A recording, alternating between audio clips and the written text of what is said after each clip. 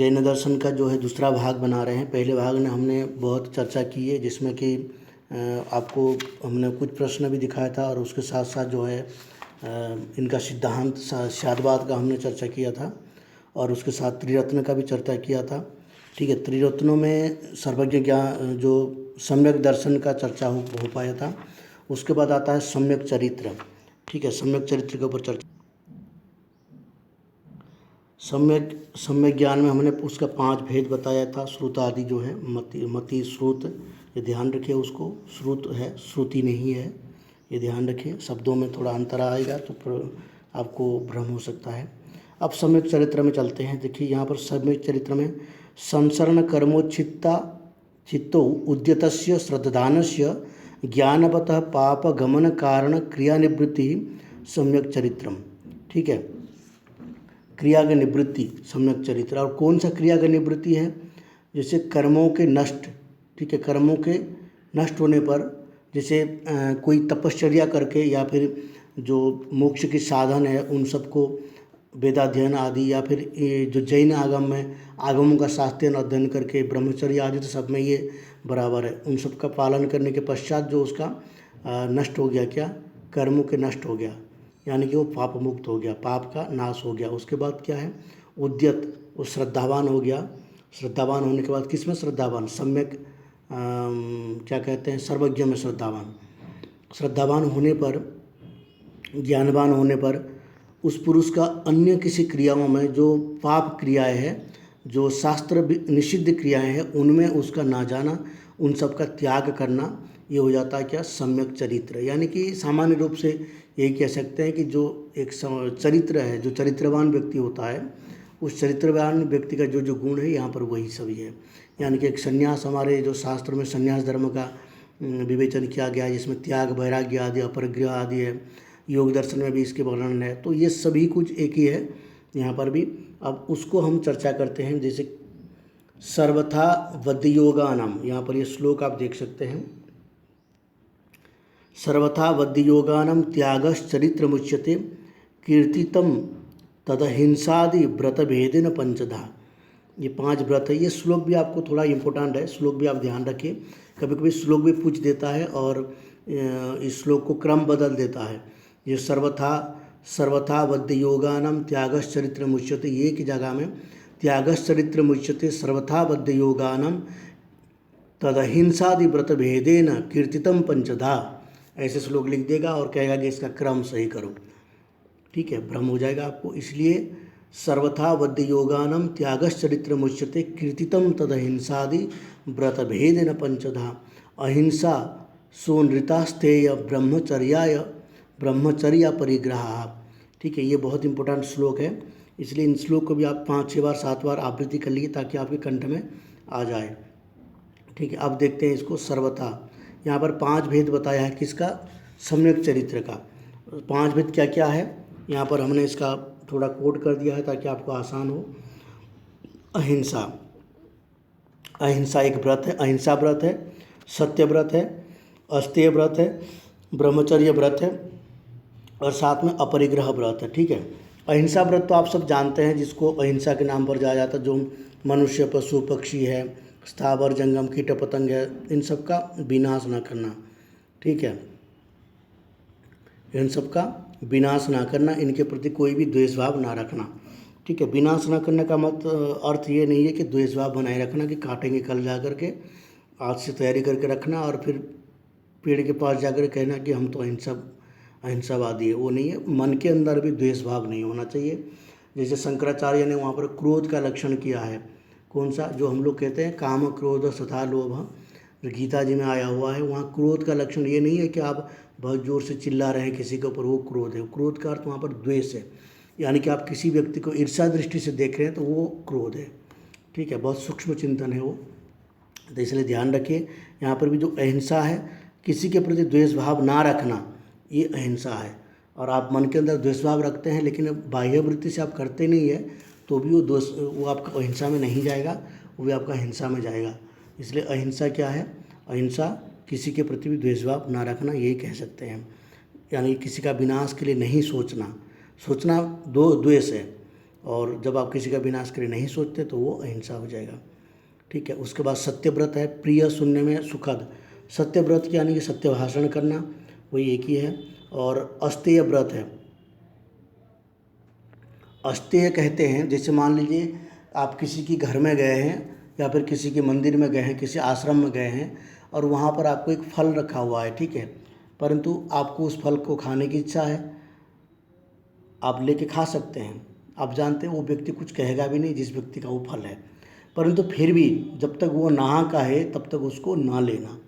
ठीक है, जब तक वो ना कहे तब तक उसको ना लेना, ये अस्तेय व्रत है। ठीक है, यानी कि कोई वस्तु रखा हुआ है तो भी उसको छूना नहीं है, लेना नहीं है। एक हमने संत की चरित्र पढ़ा था, तो उन संत के चरित्र में ऐसे प्रसंग आया था, उनका नाम में भी मैं आप बता देता हूँ, राधा बाबा है उनका नाम, जो गीता प्रेस की गोरखपुर है, गोरखपुर में गीता वाटिका है, वहीं पर वो रहते थे और वो सन्यासी थे और भगवान के प्रति उनका बहुत प्रेम था। ठीक है, तो उनके प्रसंग में एक बात आता है कि वो एक बार बैठे थे सत्संग में और उनके साथ कुछ और भी सज्जन आए हुए थे और उनमें कुछ बच्चे भी थे। तो वहाँ पर एक फल गिरा हुआ था, शायद आम का फल था, गिरा हुआ था पेड़ से। तो किसी बच्चे ने कहा कि मुझे जो है ये फल लेना है, अपने माता पिता से कहा हुआ। तो बाबा ने कहे कि ठीक है। उन्होंने फिर किसी भक्त को भेजे और जा कर के जो वहाँ की जो अधिकारी थे, वहाँ का वो जिसका पेड़ था, जिसका घर था, वो जिसका वो कुटिया था, जाके बोले कि उनसे पूछ कर क्या हो गया है, फल गिरा है, उसको लेना है कि नहीं लेना है। तो वो गया, उनसे पूछ कर के आया, तब जाके वो फल उनको लेने के लिए कहे। तो कारण, मेरे जो उदाहरण देने का कारण यही है कि जो कोई भी वस्तु हो जब तक वो ना कहे तब तक ना लेना, ये अस्तेय व्रत है।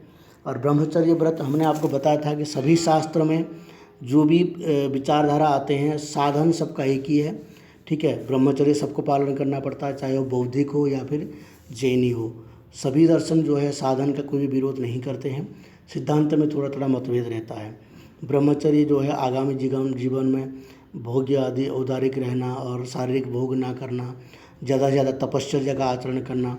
और ब्रह्मचर्य के बारे में तो शास्त्र में बहुत अच्छा कहा गया है और वो आप देख सकते हैं अन्य ग्रंथों में ब्रह्मचर्य के बारे में बहुत विस्तार से है।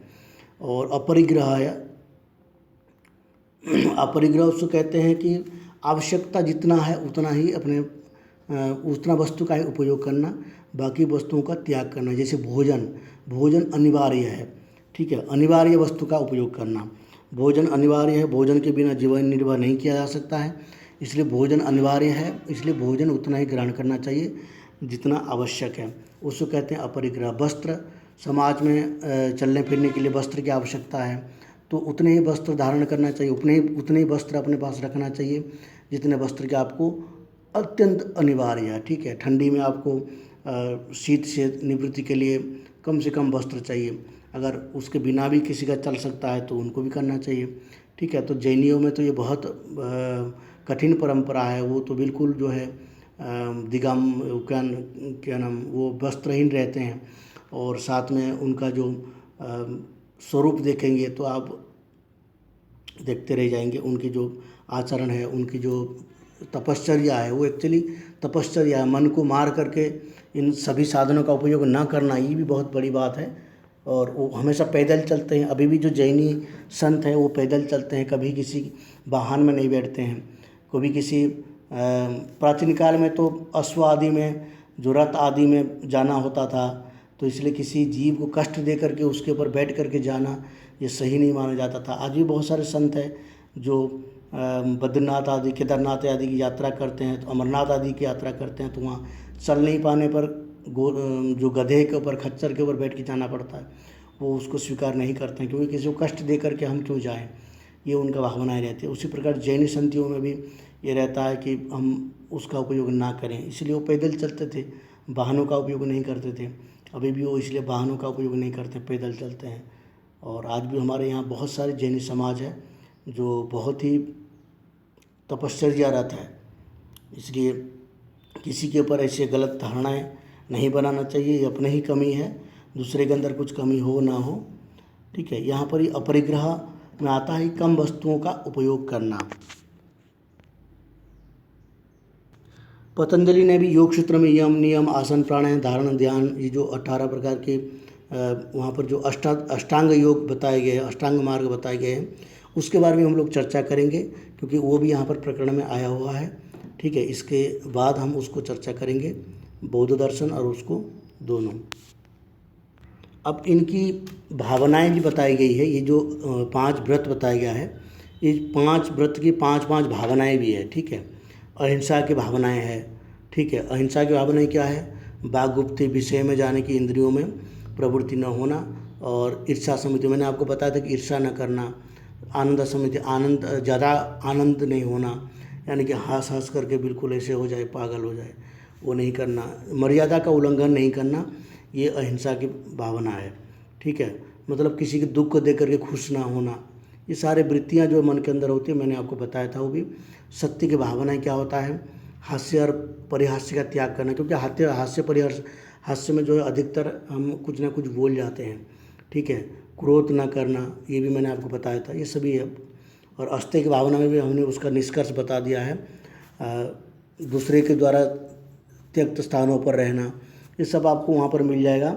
अब इसकी ऊपर हम ज़्यादा चर्चा नहीं करेंगे। ठीक है, और ब्रह्मचर्य की भावनाएं है, ये भी आपको सामान्य इसका जो हिंदी टीका है उसमें मिल जाएगा।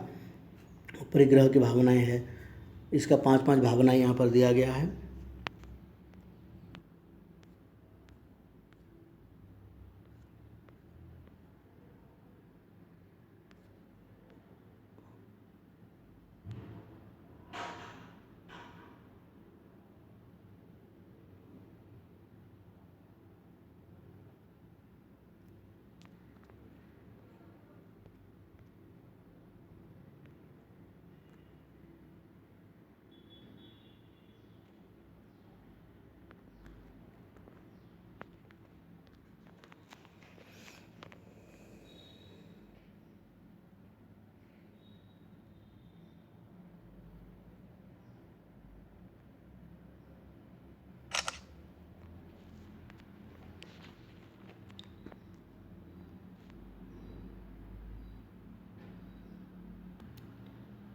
यहाँ पर देखिए, चिद अचित द्व्यपरे तत्व विवेकस्तद विवेचनम उपादेयम उपादेयम हेयम हेयम च कुर्वतः हेयम ही कर्तुरागादि तत्कार्य विवेकिता उपादेयम परम ज्योतिर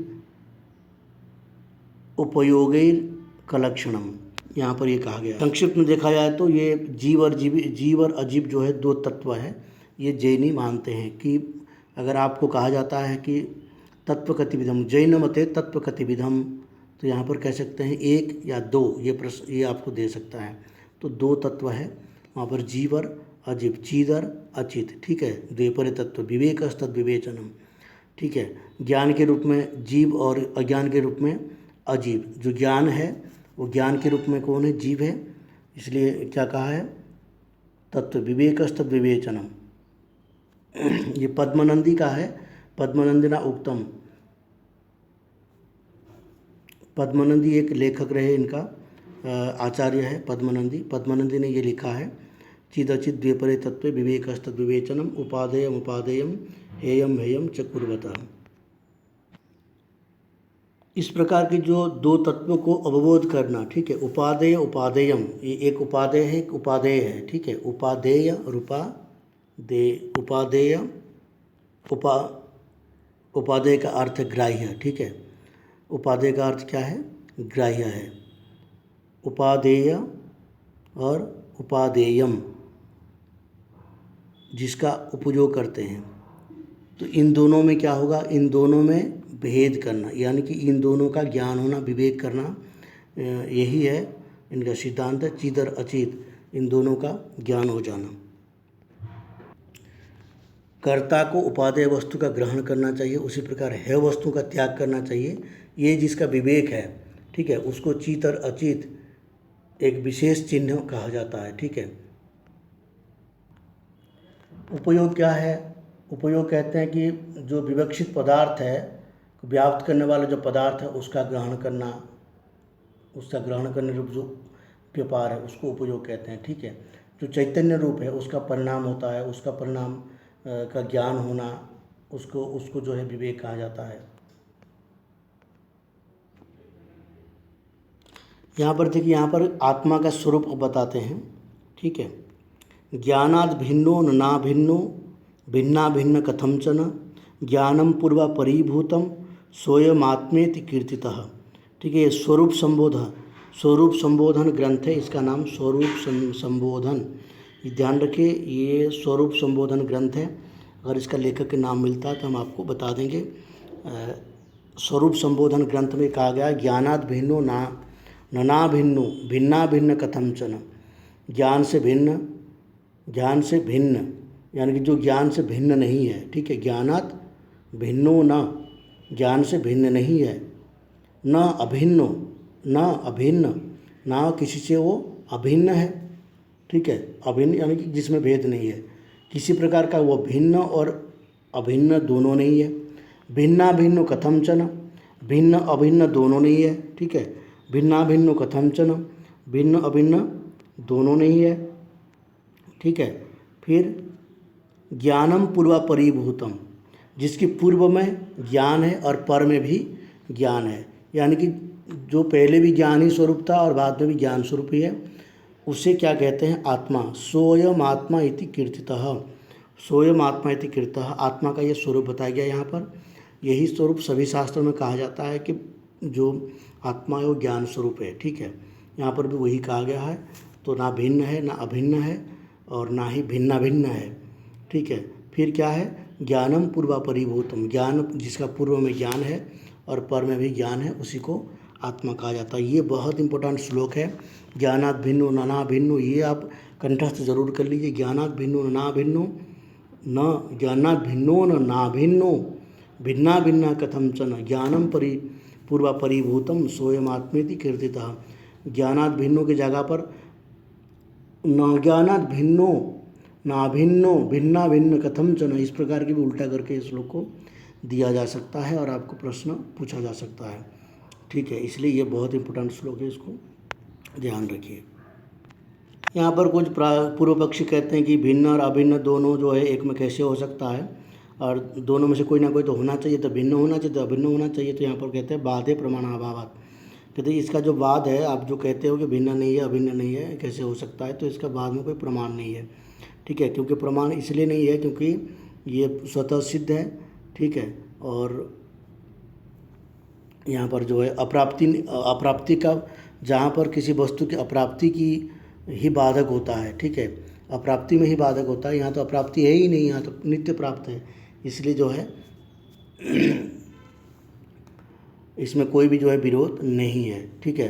अब इसको जो अनेकांतवाद कहते हैं, तो अनेकांतवाद क्यों कहते हैं, उसके बाद कहते हैं कि ये अनिश्चित है, ठीक है। अनिश्चित सत्ता असत्ता दोनों है, इसलिए इसको अनेकांतवाद कहते हैं। यहाँ पर देखिए, तत्र जीवा द्विविधा सांसारिक मुक्ताश्च, जीव कितने प्रकार के? इसमें दो प्रकार की, एक सांसारिक एक मुक्त है।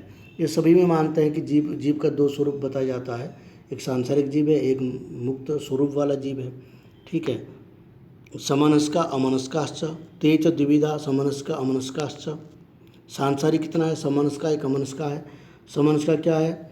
जो शास्त्र के अनुसार अच्छे मन से भगवान में श्रद्धा रखता है सांसारिक होने पर भी, वो समनस्का है। अमनस्का क्या है? जो इंद्रिय संयम नहीं करके इधर उधर भटकता रहता है, भगवान की सेवा आदि नहीं करता है, भगवान के शास्त्र में जिसका रुचि नहीं है, वो अमनस्का हो जाएगा। एक मत और यहाँ पर है कि काल को जैनी लोग द्रव्य मानते हैं कि नहीं मानते, इसके ऊपर कहते हैं कि द्रव्य मानते हैं। गुण पर्यायवत् द्रव्यम, ठीक है। द्रव्याश्रय निर्गुणा गुणाः, जो काल है, काल को भी ये द्रव्य मानते हैं। यहाँ पर तर्क देते हैं कि द्रव्य का लक्षण क्या है? द्रव्य का लक्षण है गुण और पर्याय से युक्त द्रव्य होता है, गुण और पर्याय से युक्त द्रव्य होता है। तो इसलिए काल जो है गुण और पर्याय से युक्त होता है। गुण पर्यायवत् द्रव्यम और द्रव्या गुण्या निर्गुणा गुण्यम गुणः, इसलिए काल को भी क्या द्रव्य मानते हैं। तो प्रश्न ये भी आ सकता है कि काल, जैन मत में काल द्रव्य है कि नहीं है, ठीक है। अब आते हैं जो जैन मत में सप्तभंगी न्याय है, उसकी विषय में चर्चा करते हैं। सप्तभंगी न्याय क्या है, उनका विशेषता क्या है। और जैन शास्त्र में, जैनियों का जो न्याय शास्त्र है वो सप्तभंगी न्याय है, ठीक है।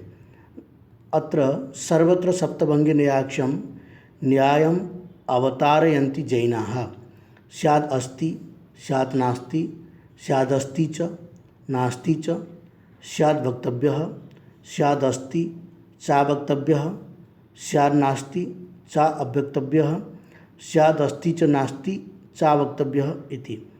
ठीक है, ये सप्तभंगी नय है, इसमें 7 कम पंक्ति है। ठीक है, अब 7 पंक्ति का अर्थ यहाँ भी आप देख लीजिए। स्यादस्ति किसी प्रकार का है। ठीक है, स्यादस्ति यानी कि शायद है, शायद है कहते हैं ना, स्यादस्ति। स्याद अस्ति शायद है, स्याद नास्ति शायद नहीं है। ठीक है, शायद भी कह सकते हैं, किसी प्रकार का नहीं है। स्याद नास्ति स्याद अस्ति च नास्ति च, किसी प्रकार का है और नहीं है भी है और नहीं भी है। ठीक है, और चौथा क्या है, स्याद वक्तव्य किसी प्रकार का अवर्णनीय है। स्याद अवक्तव्य किसी प्रकार का अवर्णनीय है। स्याद अस्ति च अवक्तव्य किसी प्रकार है और अवर्णनीय है। स्याद अस्ति है पर वो अवर्णनीय है। स्यात् नास्ति च अवक्तव्य किसी प्रकार नहीं है, शायद नहीं है। स्यात् का अर्थ शायद भी ले सकते हैं। स्याद् अस्ति चा वक्तव्य शायद यानी कि तो उर्दू भाषा हो जाता है, परंतु जो संस्कृत में है किसी प्रकार का नहीं है ये कह सकते हैं, वो अवर्णनीय है। स्याद् अस्ति च नास्ति चा वक्तव्य किसी प्रकार का है, नहीं है और अवर्णनीय, किसी प्रकार का है, नहीं है और अवर्णनीय। अगर इसका क्रम आप सही से देखेंगे तो अगर आप ध्यान से देखेंगे तो पहले स्याद् अस्ति किसी प्रकार का है, स्याद् नास्ति किसी प्रकार का नहीं है। ठीक है, उसके बाद स्याद् अस्ति च नास्ति च किसी प्रकार का है और नहीं है, और उसके बाद स्याद् वक्तव्य किसी प्रकार अवर्णनीय है। स्याद् अस्ति किसी प्रकार का है और अवक्तव्य अवर्णनीय है। ठीक है, स्याद् नास्ति च अवक्तव्य किसी प्रकार का नहीं है और अवर्णनीय है।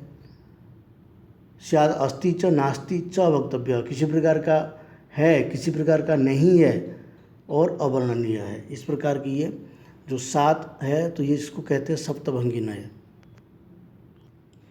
अब आता है कि ये जो सप्तभंगी नय है, अब नय का अर्थ क्या है। नय यानी कि एक प्रकार से सप्तभंगी नय, 7 प्रकार की नय है ये, 7 प्रकार यानी कि सप्तभंगी नय, 7 प्रकार का कहने की रीति। ठीक है, भंगिमा जिसको कहते हैं, कहने की रीति।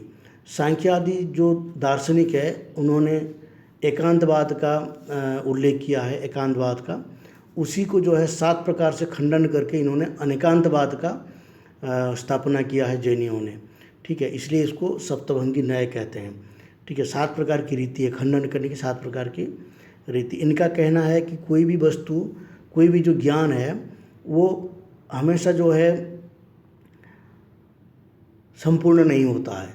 ठीक है, संपूर्ण ज्ञान नहीं होता है, इसीलिए जो है उसको स्याद् अस्ति स्याद् नास्ति इस प्रकार से कहा जाता है, क्योंकि अपना अपना दृष्टिकोण है, ज्ञाता का दृष्टिकोण होता है, दृष्टिकोण के अनुसार अपने अपने दृष्टिकोण के अनुसार ही उसको ज्ञान होता है। जैसे आपको कोई वस्तु का ज्ञान हुआ तो उसकी गुण, उसकी जो आकृति, उसकी जो भी जिस प्रकार की भी स्थिति है उस सब का ज्ञान आपको होता है। लेकिन वही उसी व्यक्ति उसी वस्तु को दूसरे व्यक्ति देखता है तो उसको थोड़ा भिन्न ज्ञान भी हो सकता है उससे, उसका आकृति के ऊपर, उसकी रंग, उसकी किसी भी प्रकार के ऊपर। तो इसलिए दृष्टिकोण अलग अलग हो सकता है ज्ञान का। इसलिए कहते हैं कि सभी का जो है संपूर्ण ज्ञान ज्ञाता को नहीं होता है, इसीलिए यहाँ पर जो है अस्ति और नास्ति करके ये लोग कहते हैं। ठीक है, जैसे स्याद् अस्ति घटः। ठीक है, किसी प्रकार का स्याद् अस्ति घटः कहने पर पता लगता है कि एक पक्ष से देश, काल, पात्र, गुण आदि का विचार करके घट की सत्ता मानते हैं। दूसरे पक्ष से जैसे नास्तित्व आदि की भी संभावना हो सकती है। जैसे कोई घट अस्ति कहा कि उसको कह सकते हैं हाँ घट यहाँ पर है, एक उसका जो पॉजिटिव विचार करके कह सकते घट है, उसका स्थान, काल, पात्र, और कोई उसको इसे भी दे सकता है कि यहाँ पर घट का अभाव नहीं है, यहाँ जो है घट में जो आकृति है उसका आकृति का अभाव नहीं है। तो इस तरह से उसको जो है नेगेटिव करके भी कह सकता है। जैसे हम लोग के न्याय में होता है कि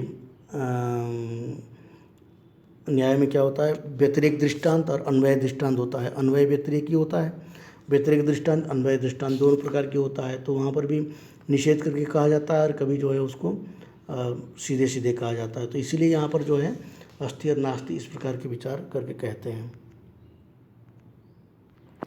यहाँ पर इस सिद्धांत के बारे में आपको थोड़ा सा और एक पॉइंट जानना चाहिए कि ये जो यहाँ पर स्याद अस्ति नास्ति ये जो कहा गया है, ये स्याद अस्ति नास्ति ये किसने कहा है? ये तो यहाँ पर जो है मध्वाचार्य ने ये पंक्ति लिखे हैं, स्याद अस्ति स्याद नास्ति, ठीक है। परंतु ये बौद्धिक जो जैन ग्रंथ है, जैन ग्रंथ में किसकी कही हुई वाक्यों से ये लिया गया है?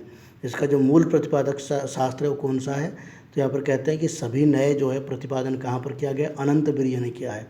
अनंत वीर्य एक आचार्य हुए हैं, जैन आचार्य, ठीक है। उन्होंने अपने ग्रंथों में ये लिखा है, उनके ग्रंथ के नाम तो यहाँ प्राप्त नहीं है, ठीक है। तत् सर्वम अनंत वीर्य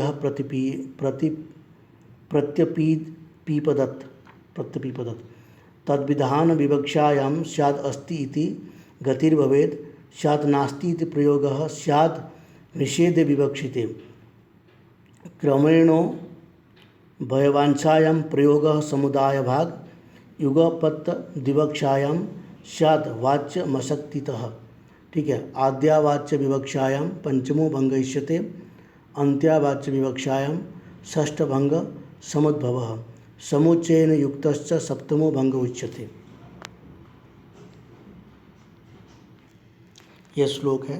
तद्विधान विवक्षायां स्यादस्ति इति गतिर्भवेत्, स्यात् नास्ति इति प्रयोगः स्यात् तत् निषेध विवक्षिते, क्रमेणो वैवांछायां प्रयोग समुदाय भाग युगपद विवक्षायां स्याद्वाच्य मशक्तितः। ये जो है अनंत वीर्य की पंक्ति है। आद्यावाच्य विवक्षायां पंचमो भंग उच्यते, अंत्यावाच्य विवक्षायां षष्ठ भंग समुद्भव, समुच्चयेन युक्तश्च सप्तमो भंग उच्यते। ये आपको ध्यान रखना है। ये पंक्ति भी पंक्ति देकर के आपको पूछ सकता है कि ये पंक्ति किसकी लिखी हुई है, अनंत वीर्य की है ये। अब स्याद्वाद मंजरी की यहाँ पर एक पंक्ति देख लीजिए। अनेकांतात्मकम वस्तु गोचर सर्वसंविदम एकादेश विशिष्ट अर्थो नयस्य विषयो मतः, न्याया नामेक निष्ठानम प्रवृतो श्रुतवर्तमनि, संपूर्णार्थ विनिश्चायी स्याद्वस्तु श्रुतमुच्यते। ये स्याद्वाद मंजरी है, मल्लिसेन का है, ठीक है। यहाँ पर सद असद और सद असद और अनिर्वचनीय सिद्धांतों के मानने के कारण विरुद्ध का 4 प्रकार हो गया, ठीक है। अनिर्वचनीय सिद्धांत के सद असद और फिर सदसद, ठीक है। इस प्रकार की ये 4 प्रकार के मत बन गया है। किसी प्रकार का वह है, इसका अर्थ क्या है? किसी प्रकार का वह है। इसी को जो है लेकर के स्याद्वाद कहते हैं। अनेकांतात्मकम वस्तु गोचरा, अनेकांतवाद भी इसी को इसीलिए कहते हैं। ये पंक्ति से यहाँ पर ये उठाया गया है, स्याद्वाद और अनेकांतवाद। स्याद्वाद मंजरी में ये कहा गया है। ये 4 प्रकार के माने जाते हैं जो इनका विरोधी है, ठीक है। क्या है? अनेकांतात्मकम वस्तु गोचरम सर्वसंविदम। तो यहाँ पर सत अनिर्वचनीय सिद्धांत एक सत है, एक असत है, 3 हो गया, और एक सद असत है। इस प्रकार 4 मानते हैं। अब यहाँ पर जीन मत, जो जैन मत का कुछ प्रक्रिया है, जैसे जिनदत्त सूरी है, जिनदत्त सूरी आचार्य है, जैन मत का है, तो उनका कुछ यहाँ पर पंक्तियाँ हैं, इसको भी थोड़ा आप ध्यान रखें। बलभोग पभोगानम उभयोर्दालनार भयो अंतराय सथा निद्रा भीरज्ञानम जुगुप्सितम हिंसारत्य रति राग द्वेषाव विरति स्मरः शोको मिथ्यात्वमेतेष्टा दश दोषा न यस्य सः। यहाँ पर 10 प्रकार के दोष बताया गया है। क्या क्या है? निद्रा, यहाँ पर बल, भोग, उपभोग, दान तथा लाभ के अंतराय, ठीक है। उसके बाद निद्रा, भय, अज्ञान, घृणा, हिंसा, रति की इच्छा, अरति, अनिच्छा, ठीक है, राग, द्वेष, अविरति, ठीक है, वैराग्यहीनता जिसको कहते हैं, काम, शोक और मिथ्यात्व, ये 18 है, ठीक है। राग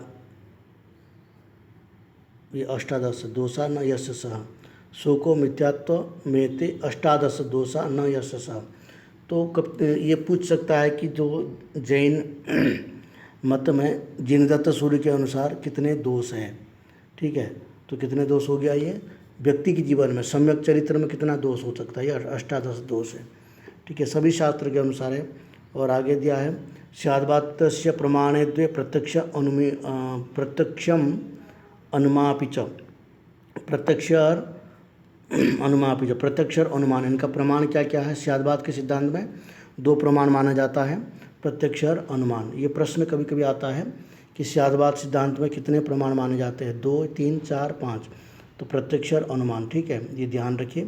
वैसे हम लोगों ने प्रमाण के ऊपर जब चर्चा किए थे न्याय दर्शन में, वहाँ पर हमने बताया भी था कौन शास्त्र में कितने प्रमाण माने जाते हैं, ठीक है। उपयुक्त विधि को प्रत्यक्ष का ये हो गया प्रमाण आपका। जीव अजीव पुण्य पाप अश्रप संवर बंध निर्जर और मुक्ति, ये इनकी व्याख्या है। क्या है, जीवा अजीवो पुण्य पापे चाश्रव संवरोपि च बंधो निर्जरणम मुक्ति रेशम व्याख्या अधुनोच्यति।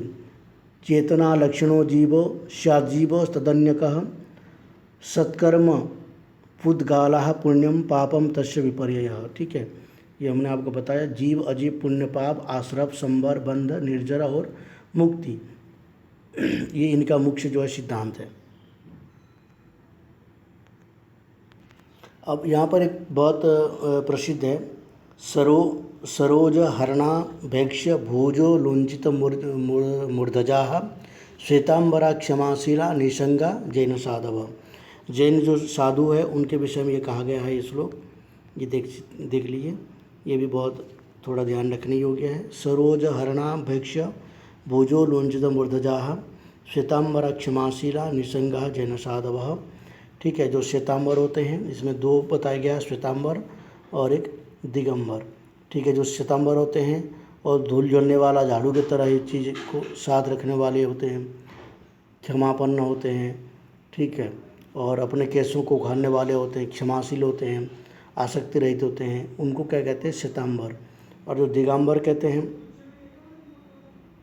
लुंचिता पिंजिका हस्ता पाणिपात्रा दिगंबरा ऊर्ध्वासीनो गृहे धातुर द्वितीया श्यूर जिनर्षया, ठीक है। वो बिल्कुल जो नग्न रहने वाले होते दिगंबर, केस उखाड़े हुए, मोर के पंख का झाड़न हाथ में लिए, हाथों को ही पात्र मानने वाले, करपात्र यीशु कहते हैं। और देने वाले के घर पर ही ऊपर की ओर से खाने वाले ये दूसरे जैन साधु है, ठीक है। ऊपर की ओर से यानी कि जो मिल गया उसी को ही खा लिए, ठीक है, उसको वो दिगंबर होते हैं। दिगंबर साधु की मान्यता है कि केवल ज्ञान से युक्त पुरुष भोजन नहीं करता और स्त्री को मोक्ष भी नहीं मिलता, इन्हें पुरुष का जन्म ग्रहण करने पर ही मोक्ष मिलता है। इनका जो मत है ये है कि स्त्री मोक्ष मेति दिगंबरः भुंक्ते न केवली न स्त्री मोक्ष मेति दिगंबरः प्राहुरेशमयं भेदो महान श्वेतांबरेशः। स्त्री को मोक्ष प्राप्त नहीं होता है और वो जब पुरुष की जन्म लेता है फिर जाके वो मोक्ष की भागीदारी होती है, ऐसे दिगंबर जो साधु है उनका कहना है। तो यहीं पर जो है ये ग्रंथ का एंड करते हैं हम जैन मत का। और मैं आपसे फिर एक बार कहूँगा, हमारा जो वेबसाइट है www.sanskritquiz.in है, ठीक है, उसमें आप जा कर के मॉक टेस्ट कर सकते हैं। अभी 10 डेज़ का उसमें दिया गया है और इस बार तो परीक्षा बहुत मतलब जल्दी ही डिक्लेयर कर दिया गया, हम लोग को टाइम ही नहीं मिल पाया, जितना अपेक्षा थी उतना नहीं हो पाया। तो इसलिए आगे जितना भी हो सकता है हम कोशिश करेंगे। अभी तो व्हाट्सएप के ग्रुप के माध्यम से और टेलीग्राम के ग्रुप के माध्यम से अध्ययन कर रहे हैं सब। और उसके साथ साथ जो है आप हमारे जो ई बुक के लिए आपको PDF सभी यहाँ पर टेलीग्राम ग्रुप में मिल जाएंगे। आपको डिस्क्रिप्शन में इसका लिंक मिल जाएगा टेलीग्राम ग्रुप की, वहाँ से आप डायरेक्ट इसका बुक्स सारे PDF वहाँ से ले सकते हैं, पढ़ सकते हैं। सभी PDF वहाँ पर जितने भी आवश्यक PDF है, जितना हमने नोट्स तैयार किया है और भी जो भी बुक्स है PDF की, वो सब हम वहाँ पर ऐड कर देते हैं ताकि जो भी छात्र हैं वहाँ से वो ले सकते हैं। या फिर आप मुझे डायरेक्टली व्हाट्सएप कर सकते हैं और व्हाट्सएप से भी आप अपना PDF प्राप्त कर सकते हैं। यहीं पर एंड करते हैं। इस वीडियो को आपने पूरा देखा है तो बहुत ही आपको लाभदायक वीडियो है ये। यहाँ से जैन मत हम कंप्लीट हो गया ये। यहाँ से 3 प्रश्न 2 प्रश्न आते रहते हैं, इसलिए कभी भी वीडियो देखते समय कोई भी वीडियो, हमारे चैनल का कोई भी वीडियो आप स्किप करेंगे तो आपको पछताना पड़ेगा। ये हम इसलिए कह रहे हैं क्योंकि हम इसमें बहुत मेहनत करते हैं। अभी हम 3-4 दिन से हम दोनों मत 3 मत जो सर्वदर्शन की तैयारी कर रहे थे, सभी दर्शनों को पढ़ने के बाद हम फिर इसको वीडियो बना रहे हैं। क्यों? क्योंकि जब एक दर्शन दूसरे दर्शन से कनेक्टेड होता है तो एक मत को आपको जानने के लिए दूसरे मत को पढ़ना पड़ता है। तो इसलिए जब जिस दिन परीक्षा डिक्लेयर हुआ था 22 तारीख को शायद हुआ था, उसी दिन हमने जो है इसका शुरू किया था, लेकिन आज जा कर के पूरा हो रहा है। क्यों? क्योंकि इसका वही कारण है, हम सभी दर्शनों को इकट्ठा पढ़ लेते हैं। एक एक करके जब समझना हो तो फिर दूसरे दर्शनों को ठीक से देखना पड़ता है। ठीक है, पहले सामान्य ज्ञान होता है दर्शनों का, लेकिन अभी ये सर्वदर्शन के अनुसार है तो इनकी पूरे प्रक्रिया को पढ़ना पड़ता है, क्योंकि ज़्यादा प्रश्न सर्वदर्शन से आते हैं। ठीक है, अब हम बाकी जो सर्वदर्शन की अन्य जो दर्शन है, बौद्ध दर्शन है, योग दर्शन है, सांख्य दर्शन है, इन सब को एक एक करके अभी वीडियो उसका बना देंगे। और आप इन सब वीडियो को अच्छे से देखिए, एक बार तो ज़रूर देखिए, और उसमें जितने भी हम पॉइंट्स बताते हैं उसको आप नोट करिए, प्रश्न जहाँ पर बताते हैं उसको आप नोट करिए, तभी जा कर के आप इसमें सही अध्ययन कर पाएंगे। एक तो ग्रंथों के अभाव है, पीडीएफ के माध्यम से हम लोग पढ़ रहे हैं, पीडीएफ भी उतना अच्छे उपलब्ध नहीं हो पाते कभी कभी, और आजकल काफ़ी प्रॉब्लम्स भी आ रही है पीडीएफ बनाने में, क्योंकि पहले जो स्कैनर वगैरह आते थे वो अच्छे काम करते थे, अब वो बैन हो गया सब, इसलिए वो स्कैनर सब काम नहीं करते। अभी जो स्कैनर चल रही है सब बेकार है। ये स्कैनर में कभी भी आपको फ़ोटो खींचेंगे तो फ़ोटो ही नहीं आता है। तो मैंने इसका पीडीएफ पूरा बनाया था, लेकिन फ़ोटो लिया था, लेकिन पीडीएफ ही नहीं बना पाए। तो देखते हैं आगे क्या होता है। हरिओम, बहुत बहुत धन्यवाद। आप जो भी आपका विषय है वो आप कमेंट करके ज़रूर बताएं, और इस वीडियो को अपने मित्रों को शेयर करिए, क्योंकि अभी बहुत सारे छात्र हैं जिनको नहीं पता है हमारे चैनल में संस्कृत 73 कोड की जो है मटेरियल मिलता है, पढ़ाया जाता है, नहीं पता है बहुत सारे छात्रों को। और जब जितना उनको लेट होता है उतना उनको प्रॉब्लम्स होती है, मटेरियल नहीं मिल पाता है। और बहुत सारे यूट्यूब में ऐसे हैं कि वो लिखते हैं कुछ और बोलते हैं कुछ, लिखेंगे कि 73 और 25 कोड के लिए नेट की तैयारी करें और उसके अंदर बोलेंगे कुछ और, मटेरियल उनका 73 कोड से होता नहीं है, लिख देते हैं 73 कोड का। तो ये बारे जो प्रॉब्लम्स होता है, छात्र बहुत सारे ऐसे होते हैं कि अब हम तो पढ़ ही रहे हैं और ये भी मटेरियल हमारे लिए अच्छा है, अब उसी को देखते रहते हैं, पूरे समय निकल जाता है। जब परीक्षा देने जाते हैं तो पता चलता है तो वहाँ तो एक से भी मटेरियल नहीं है हमारे पास। तो ऐसे करके, जैसे वैदिक साहित्य में पूरे के पूरे वो वेद की सूक्त, ये सूक्त, वो सूक्त, कितने सूक्त भर दिया जाता है, वो सारे 25 कोड के होते हैं और लिखा रहता है 73 कोड की। ऐसे परिस्थिति में छात्रों को कैसे समझ में आएगा कि कौन सा कोड का है? छात्र तो नए हैं, उनको तो नहीं पता है मटेरियल के बारे में, तो इससे परेशानी हो जाती है और फिर वो उनको समस्या आ जाती है, पूरे समय उनका उसी में चला जाता है वीडियो देखने में, और फिर आगे हाथ में कुछ नहीं लगता। इसलिए हम कहते हैं कि आप अपने मित्रों को ज़रूर शेयर करिए, ना आपका कुछ जा रहा है ना हमारा कुछ जा रहा है। ऐसे भी यूट्यूब हम केवल पढ़ाने के लिए यूज़ करते हैं, इससे हमको कोई ज़्यादा जो आजकल की जो स्थिति है, जो लाइक्स है, कमेंट्स है और क्या नाम सब्सक्राइबर बढ़ाने के लिए करते हैं, वो सब हमारे वृत्ति नहीं है। हमारा केवल एक ही वृत्ति है, अध्ययन करना, अध्ययन कराना, वही हम कर रहे हैं। अब देख रहे हैं 1 साल तो हो ही गया है, अब इसमें कितने लोग होंगे, ज़्यादा से ज़्यादा 700-800 लोग जुड़े हुए हैं। ठीक है, तो इसलिए ये सब मैटर नहीं है हमारा। इसलिए हमारा शुद्ध भाव से, निष्काम भाव से और निःशुल्क रूप से ये अध्ययन चल रहा है। तो आप भी इसमें थोड़ा बहुत मदद करिए दूसरे विद्यार्थी का, तो उनका भी कुछ लाभ हो, उनको भी हमारे जो संस्कृत साहित्य है उसका लाभ हो सके। धन्यवाद।